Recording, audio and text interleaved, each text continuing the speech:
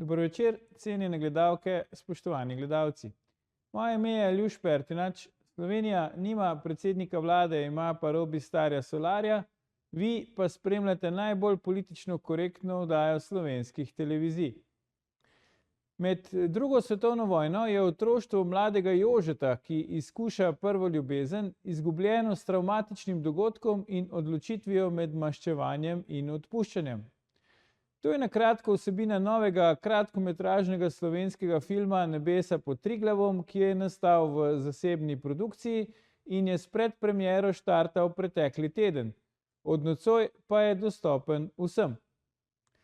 Film o drugi svetovni vojni, le kaj bi lahko šlo narobe. Sedaj pa se lotimo 91. oddaje pravljične 7. sezone Faktorja na TV3. Resnica boli, komentarji še bolj. Danes bomo za vas komentirali, kakšen predsednik bo Trump, kakšen predsednik Združenih držav Amerike bo Trump 2.0. Vse bolj kaže, da bo Donald Trump prihodnjega januarja ponovno prisegel kot ameriški predsednik. Zakaj in kakšen bo, nam bo povedal naš stalni komentator in zunanjepolitični analitik, magister Bernard Brščič. Bernard, dobrodošel v Faktorju. Dober večer. Bernard, evo, po super volilnem torku še super volilni faktor v četrtek na temo ameriških volitev. Veliko se je zgodilo v teh dnevih, o čemer se morava pogovarjati, ampak predlagam, da začneva na začetku. In sicer, Bernard, zakaj je po tvoje Donald Trump izgubil zadnje volitve predsedniške proti Joeju Bidenu? Ja, jaz še vedno mislim, da je prišlo do kraje volitev, da je indicov o ponarejanju in nepravilnostih toliko, da pritrjujem še danes predsedniku Trumpu, da so bile volitve 2020 ukradene, da so demokrati praktično uzurpirali volilne komisije in toliko razlik je bilo glede rezultatov v zadnjih urah v celi vrsti zveznih držav, da me to še danes napotuje na to, da so bile volitve ukradene, ker tako slaboumni pa Američani vendarle ne morejo biti, da bi z večinsko volili za dementnega Joeja Bidena, ki je dokazano zdaj po 2 mandatih podpredsedništva in tem katastrofalnem mandatu 2020-2024 verjetno res eden najslabših ameriških predsednikov, če ne najslabši. Se pravi, če te prav razumem, Bernard, ti praviš, da bi moral biti Trump že zdaj, drugi mandat predsednik ZDA. Ja.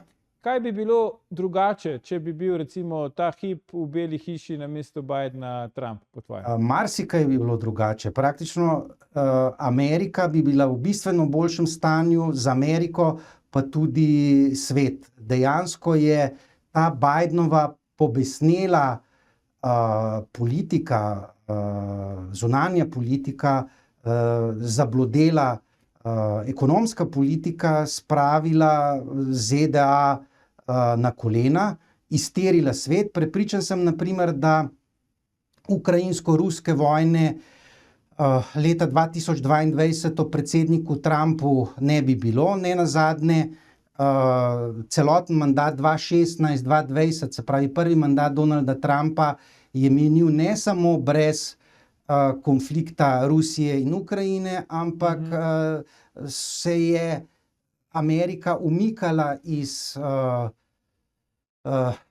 Bližnjega vzhoda. Skratka, bil je izrazito miroljuben predsednik, eden tistih redkih predsednikov v ZDA, ki niso začenjali vojn, in zato so po mojem obeti, vkolikor mu uspe veliki met vrnitve v Belo hišo, zelo dobri, ne samo za ZDA, ampak tudi za svet. Če pogledava, kaj je narobe z ameriško politiko, je narobe tako rekoč vse. Se pravi, najprej gre tu za verjetno problem za Američane številka 1, milijone nezakonitih migrantov, ki dnevno vdirajo skozi ameriško južno mejo, se pravi latinskoameriški migranti, muslimanski migranti, milijoni teh nezakonitih migrantov, govori se o številki med 10 in 15 milijonov samo za časa administracije Joea Bidna. Potem je tu zablodela zunanja politika, kjer je Biden tako rekoč izzval Rusko federacijo v reakcijo v Ukrajini. Dal je psom vojne in tem neokonzervativcem zlasti v State Departmentu proste roke. Tu so Antony Blinken, Wendy Sherman, Victoria Nuland, ki je ravno pred 2 dnevoma odstopila kot druga namestnica zunanje ministrice oziroma državnega sekretarja. Potem imaš tu pohod izrojene LGBT plus P ideologije, nadgrajene z splošnim volkizmom, da ne govorimo o promoviranju zelene agende, ki dejansko škodi ZDA, škodi svetu, pa seveda rekordni ameriški zunanji dolg, ki je presegel 34 000 milijard dolarjev. Skratka, Amerika je v zelo, zelo slabem stanju po tem katastrofalnem mandatu Joea Bidna. Ja, zdaj, kaj misliš ti, Bernard, da se je Trump naučil za časa svojega predsednikovanja, pa v tem zdaj vmesnem času, ta 4 leta, ko ni v Beli hiši? Ja, marsikaj se je naučil. Verjetno sam sicer ne priznava napak, ker je pač tak samoljubnež, človek, ki mu manjka gravitasa, ampak prepričan sem, da napak, ki jih je počel v prvem mandatu, ne bo ponavljal, ne nazadnje zaradi izkušenj in tudi zaradi tega, ker je to njegov zadnji mandat, ne samo zaradi starosti svoje, ampak predvsem zaradi omejitev ameriške ustave, da več kot 2 mandatov ne more odpredsednikovati. Veliko napak je bilo. Jaz bi tu zlasti izpostavil njegovo obljubo o izsušitvi washingtonskega močvirja, ki je ni izpolnil, se pravi, da bi počistil zlasti republikanske vrste od teh, bom rekel, kariernih politikov, večinoma neokonservativcev, ki stalno zagovarjajo izvažanje barvnih revolucij, raketiranje drugih držav.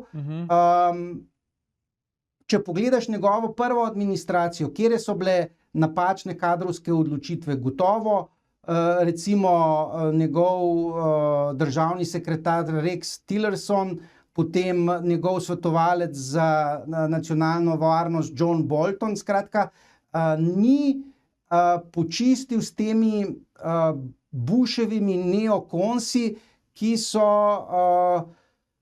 Ameriko pahnili v neprestano vojno hujskaštvo. In zdaj, seveda, tisti, ki poznamo okoliščine zmage leta 2016, imamo malo razumevanja tudi za te napačne kadrovske odločitve, zaradi tega, ker Donald Trump takrat preprosto ni posedoval kadrovskega bazena in so mu v republikanski stranki dejansko servirali te rino-republikance, se pravi republikance samo po imenu, ki bi dejansko se bolj ujemali recimo z demokrati. Recimo tudi njegova konkurentka, ki je odstopila, Nikki Haley oziroma Nimrata Haley, je tudi en tak primer zgrešene kadrovske politike. Indikativno je, da je recimo kar 91% njenih podpornikov ima zelo pozitivno mnenje o Joeju Bidenu. Ja. Skratka, ta Nimrata oziroma Nikki Haley je pač eksponent teh tako imenovanih Never Trump republikancev, ki pa so nič drugega kot republikanci zgolj po imenu, ali pa, če sem vulgaren, so neke vrste vazelinski desničarji, v bistvu bi sodili prej k demokratom kot pa republikancem. Ja. Zakaj misliš, Bernard, da demokrati vztrajajo pri tem, da bo Joe Biden ponovno kandidiral? Imajo tisoč in en razlog, ne, da rečejo zaradi starosti, če že nočejo reči zaradi zmanjšanih sposobnosti kognitivnih ali pa zdravja, da ne bo pač se potegoval za ponovni mandat. Ja, institucionalno je deloma to razumljivo zaradi tega, ker je predsednika zelo težko odstaviti, če sam ne želi zaključiti tega svojega predsednikovanja. Dejstvo je, ne samo tako, kot si ugotovil, da je Joe Biden kognitivno prikrajšan, on je dementen. Jaz sicer nisem nevrolog, nisem nevropsihiater, ampak imam izkušnje, vsak teden spremljam dementne ljudi in lahko ti povem, da je Joe Biden trpi za hudo obliko demence in da bi bil primeren prostor zanj ne Bela hiša, ampak poseben oddelek za dementne v kakšni instituciji, kot je dom za upokojence. Preprosto Američanov ne razumem, da če kar 64% podpornikov demokratov mislijo, da je on prestar in da 81% demokratov v bistvu nezadovoljnih s tem njegovim delovanjem, zakaj ga podpira, zakaj ni dobil proti kandidata. Tako da bojo novembrske volitve res unikum, da bomo imeli agilnega republikanskega predsedniškega kandidata Donalda Trumpa in dementnega senilneža Joea Bidena. Ja, predlagam, da si zdaj vzamemo krajši premor, Bernard, ampak ne nama uiti, gledalke, gledalci, se vrnemo po oglasih, ko nadaljujemo s komentiranjem, kakšen predsednik bo v drugo Donald Trump. Ostanite.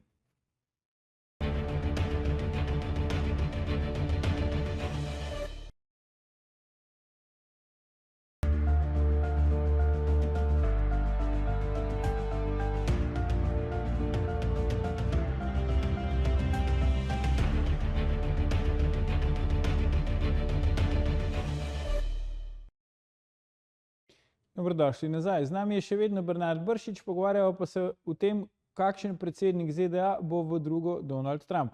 Bernard, temu, kar si povedal o Joe Bidenu v prvem delu oddaje, je težko oporekati, ampak vseeno me zanima tvoje mnenje, zakaj potem demokrati vztrajajo, da bo Biden ponovno kandidiral? Razumem, da je obstoječi predsednik in da se praktično ne zgodi, da pač obstoječi predsednik ne bi ponovno kandidiral, ne, za drugi mandat, če pač ni že bil 2 mandata predsednik, ampak vendarle gre tu za neke posebne okoliščine. Konec koncev tudi Donald Trump je že bil predsednik, pa zdaj drugič kandidira,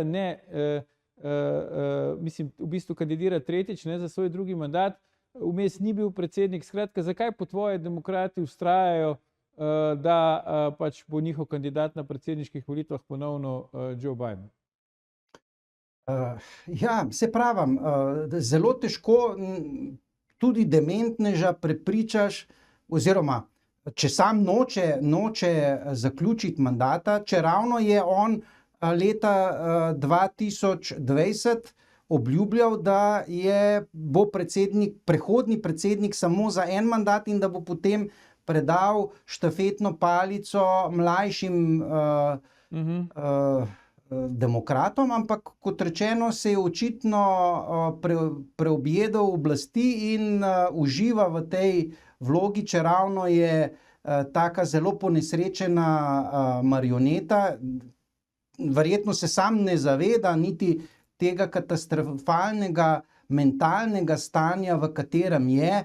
Mediji nas dnevno bombardirajo z njegovimi jezikovnimi lapsusi, z takimi degeneriranimi potezami, ko si opazil vonjanje las Giorgie Meloni, italijanske premijerke, na obisku. Ja. Mislim, to je dejansko znak, po mojem, pedofilije. Vemo, poznamo Bidenove posnetke, kako je vonjal otroke. Jaz mislim, da je to pacient in ta tolerančni prag Američanov mene zelo čudi. Če se spomniš, v najinih mladih letih so bili Američani zelo konzervativni, kar se tiče osebne morale. Spomni se recimo Walterja Mondale'a, pa razkritja o njegovih zunajzakonskih aferah, ki so ga pokopale.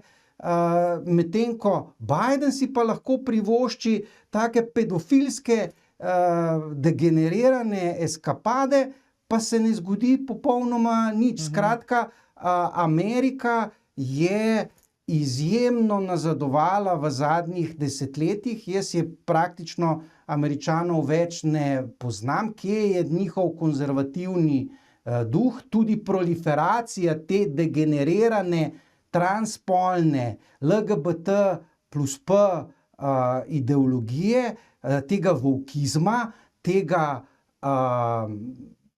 novoreka o tem, da kako more biti jezik očiščen, da kako ne smeš reči ženski ženska, moškemu moški.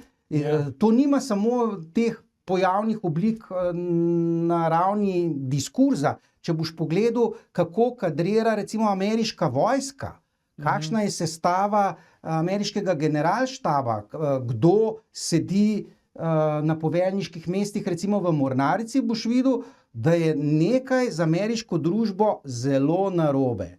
In Biden predstavlja simbol te degenerirane ameriške družbe, medtem ko Trump, jaz sicer njega seveda moralno ne morem zagovarjati, ker je primerek sui generis, ne? Pač trpi tudi za Kolumbovim kompleksom, si domišlja, da je vse mogočen, na pol bog, ampak vendarle instinkti njegovi pa so pravi. Se pravi, je nasprotnik politične korektnosti. On je sposoben stvari poimenovati s pravo besedo. Reči moškemu moški, ženski ženska, pedru peder. In jaz mislim, da za voditelja potrebuješ takega človeka. Tudi njegov program je meni zelo, zelo ljub. Se pravi, je absolutno proti zeleni agendi, absolutno proti migracijam, zaveda se ekonomskih problemov ZDA. Govorila sva o eksploziji javnega dolga. Dejansko, če pogledaš, recimo, da bo Amerika letos plačala za servisiranje javnega dolga 900 milijard dolarjev, medtem ko strahotno visoki izdatki za vojsko so pa 800 milijard. In recimo profesor Neil Ferguson pravi, da hegemonska sila, ki plačuje za servisiranje javnega dolga več, kot znašajo izdatki za vojsko, da ne bo dolgo več hegemon. In dejansko smo priča, po mojem, zatonu ZDA, in vkolikor ne pride do preobrata novembra, se bo ta trend samo stopnjeval. Jaz si ne predstavljam scenarija grozljivke še ponovitve mandata Joea Bidena, ne za ZDA, še hujše za svet, ker dejansko je bajdnovanje svet pahnilo iz tera. Če greva na zunanje politiko, kaj imamo? V bistvu totalni razpad mednarodnih odnosov, kolaps mednarodne ureditve. Dejstvo je, da se Biden obnaša, kot da je ZDA še vedno v obdobju unipolarnosti ameriške hegemonije.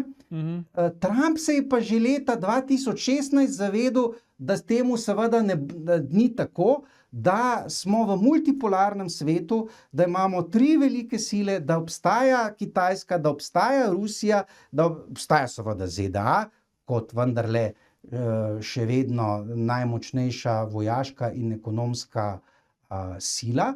Ampak se mi zdi, da ta orientacija Donalda Trumpa je združljiva z multipolarno naravo svetovne ureditve, ki smo jo priča, in da preprosto ne bo možno se vrniti 2-3 desetletja nazaj, ko je bil svet v obdobju enopolarnosti oziroma ameriške hegemonije. Se mi zdi, da je Donald Trump kot voditelj bolj združljiv z drugima 2 voditeljema, Vladimirjem Putinom in Xi Jinpingom, ki so, bom rekel, voditelji velikega formata, kar pa Joe Biden gotovo ni. Real politiki bi lahko rekli, ne? Tako je. Zdaj, Bernard, demokrati počnejo vse in še več skoraj, ne, da bi preprečili Trumpovu novično kandidaturo. Zdaj, hud udarec jim je v preteklih dneh zadalo ameriško vrhovno sodišče, ki je soglasno odločilo, ne, da zvezne države nimajo pravice odločati o tem, ali je lahko nek kandidat na glasovnici za predsedniške volitve ali ne. V določenih zveznih državah so poskušali Trumpa na ta način omogočiti, pri čemer so se bizarno mogoče sklicovali na nek amandma k ameriški ustavi, ki je bil sprejet po državljanski vojni, da bi preprečil pač pripadnikom vojske južnih držav kandidiranje na volitvah. Kako hud udarec je po tvoje ta sodba Vrhovnega sodišča tem prizadevanjem demokratov, da Trumpa onemogočijo še pred volitvami? Jaz mislim, da je ta odločitev izjemno pomembna, zlasti zaradi tega, kot si poudaril, je enoglasna, se pravi, ni bilo 6-3, se pravi 6 republikancev proti 3 demokratom, se pravi tisti, ki jih je imenovala demokratske administracije, oziroma ker imajo te nominiranci strani republikancev večino. Enoglasno so odločili, da se je Colorado, se pravi Vrhovno sodišče Colorada, odločilo napačno, neustavno, in da bi lahko preprečili kandidiranje Donaldu Trumpu vendarle zgolj kongres oziroma predstavniški dom, se pravi kongres in senat, kjer bi moral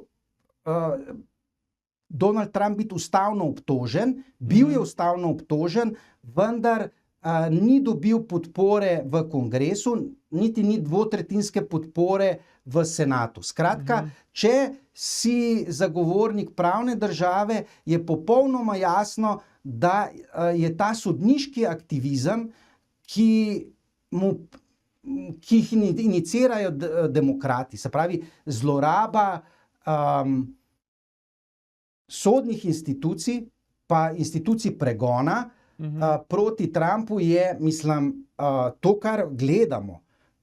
Včasih je bila ZDA zgled pravne države. Meni se danes to politična gonja proti Donaldu Trumpu, kjer ima odprtih, ne vem, nekaj 10 kazenskih primerov po posameznih zveznih državah, kjer zvezni državni tožilec usmerja in alocira posamezne primere od New Yorka, Michigana in tako naprej, da je to izjemno škodljivo, ta politizacija prava. Namesto, da bi se posluževali institucionalnih rešitev, kot je ustavna obtožba, in sprejeli demokrati, da če ni bilo večine v kongresu, ni bilo večine dvotretjinske v senatu za izglasovanje, potem je napačno zlorabljati sodne organe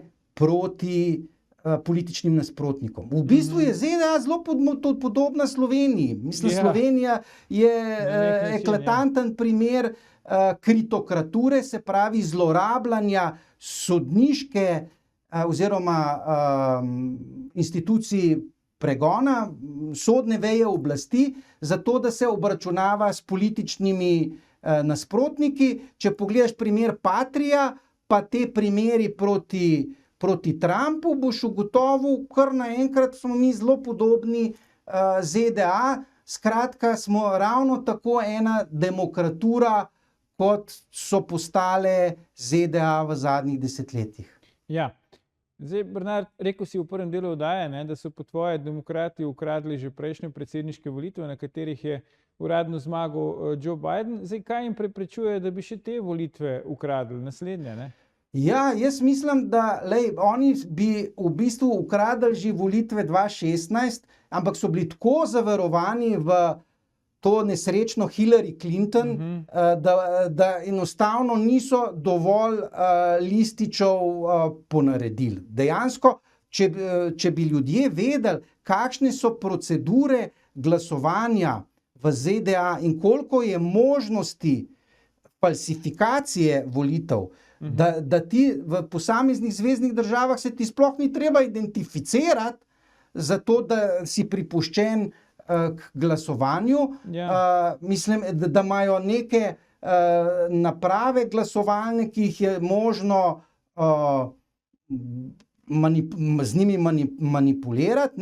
Mislim, ZDA so daleč od vzora demokracije. Tako da jaz še sem prepričan, da bodo, pa ne samo demokrati, Aljuš, tle je treba zelo jasno povedati, da je Trump moteč celotnemu washingtonskemu močvirju, ker obstajajo tudi te tako imenovani rino-republikanci, ki so pečani z demokrati in jim je pravzaprav vseeno, kdo vlada, samo da se ohranja status quo. Ker tudi, če pogledaš, kako se recimo te neokonsi, ki so v bistvu navadni komunisti, kako dobijo zatočišče, ali vladajo republikanci, ali vladajo demokrati.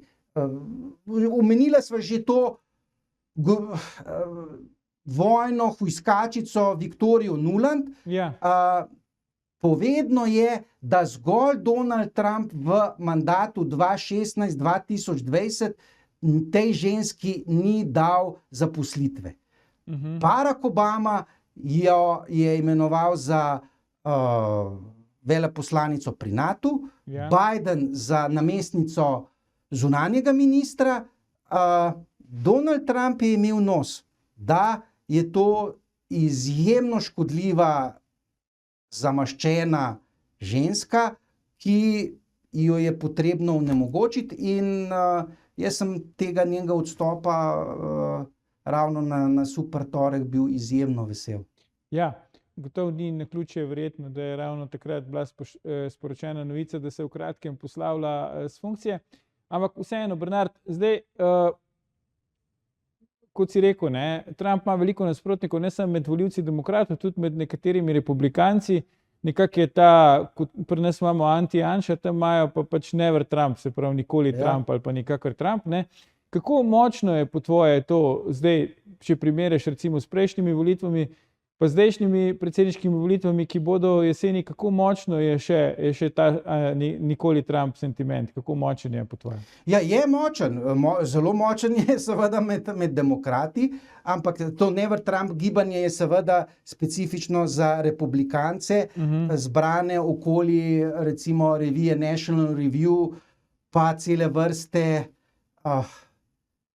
institucij washingtonskih pa v Bible Beltu, ki so seveda vajeni business as usual, se pravi statusa quo, mi bomo zdaj nekoliko znižali davke, ampak sprostimo južno mejo, ker to ameriškim tovarnarjem koristi in enostavno ljudje ne razumejo, da ima republikanska baza tega dovolj. Se pravi,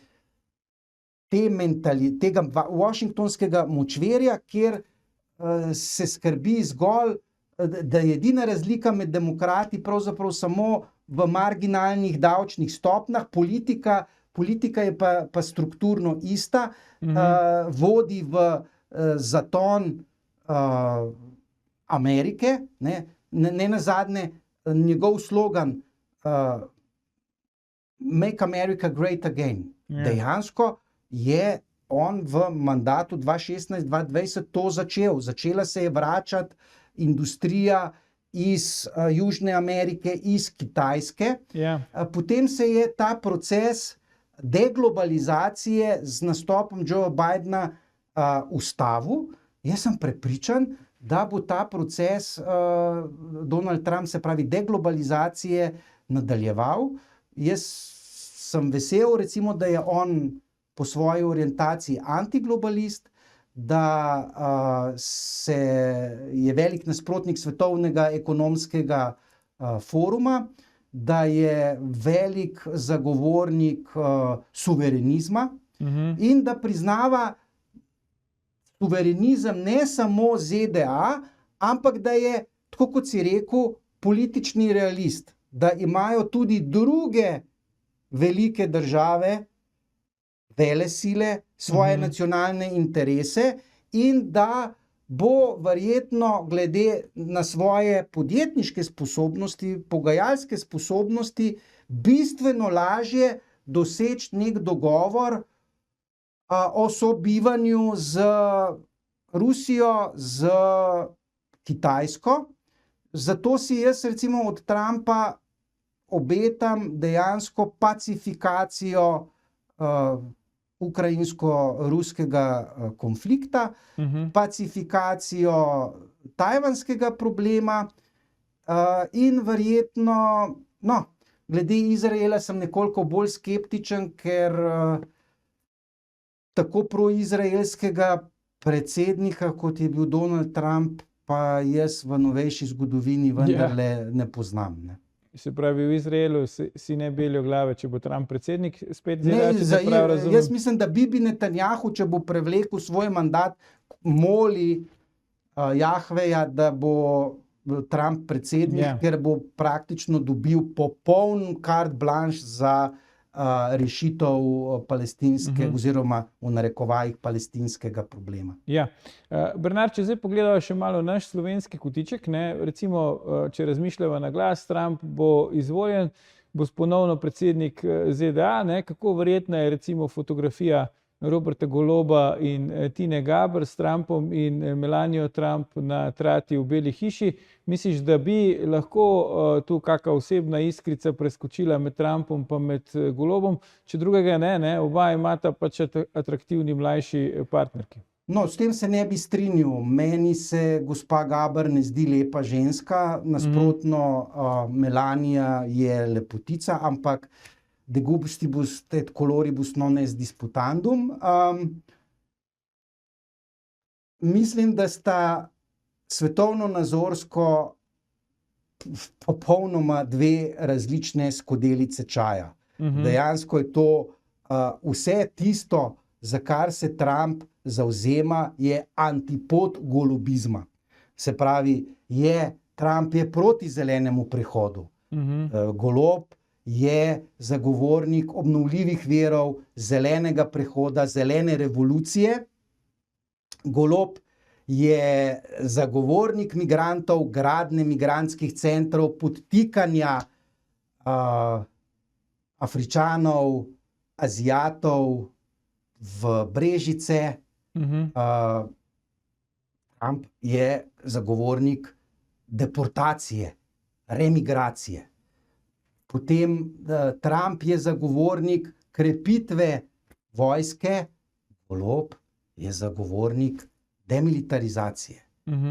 Trump je zagovornik vendarle neke odgovorne ekonomske politike, Golob je zagovornik popolnoma poblaznele na visokih proračunskih primanjkljajih financirane ekspanzivne fiskalne politike. Skratka, jaz tu kemije ideološke, programske ne vidim.